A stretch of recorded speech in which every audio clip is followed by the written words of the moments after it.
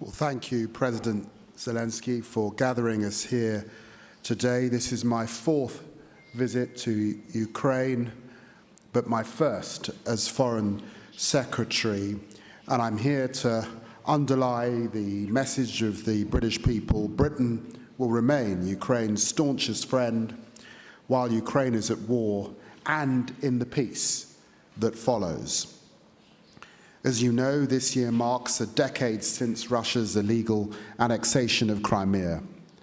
This year also marks 80 years since the Soviet mass deportation of almost 200,000 Crimean Tatars from the peninsula, and 250 years since Catherine the Great's defeat of the Ottomans opened up her incorporation of Crimea into the Russian Empire.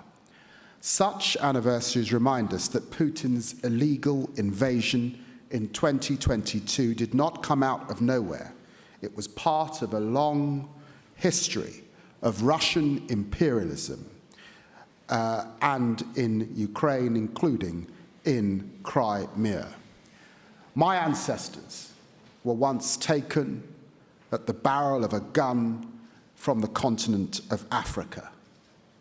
I feel personally about that battle against imperialism. But that was several hundred years ago.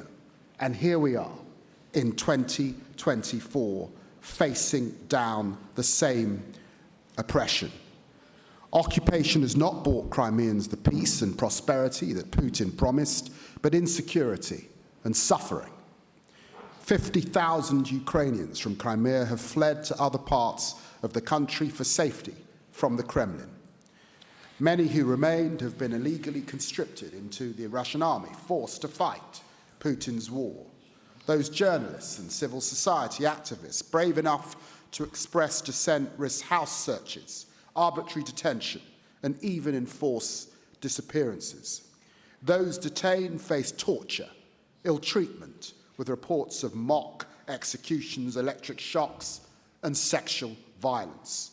And the Kremlin has forced Crimea to play a leading role in its assault on the rest of Ukraine, passing off over 4 million tons of looted Ukrainian grain as Russian and then selling it to third countries via Crimean ports. Since coming to power, the new British government has matched our words of support to Kyiv with tangible actions to help Ukraine to defend itself. We've committed £3 billion of military support to Ukraine every year until 2030, or for as long as it is needed.